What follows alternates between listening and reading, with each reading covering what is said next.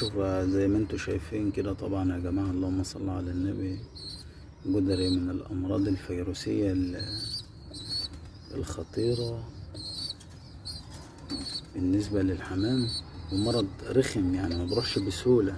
نجي في المكان خلاص هو هيصيب بقى الايه الحمام كله بقى، مهما تدي علاجات في الفاضي. يعني احنا محافظين من أول الصيف وعلى قد ما نقدر، وجينا في آخر الصيف واحنا في شهر 9 شايفين الفرد بقى اللي بيبقى زي كده الزغلول يعني، ما خلاص ده ما يلوش علاج بقى. يعني هم حتى الاهالي بتاكلهم ايه، بس انا طبعا اللي زي دول ايه هذبحهم وارميهم. يعني لو في اخواتهم بقى اللي طالع له حبايه كده في وشه وفي جناحه، انما دول يعني خلاص. ده بص ده حتى من الناحيه التانية وبياكلوا اكل كويس، بس ده ما عادش نافع بقى خلاص. ده طبعا ايه اذبحهم وارميهم بقى. يعني حتى لو انا عايز اسيبهم يعني محتاجين وقت ومحتاجين علاجات جامدة.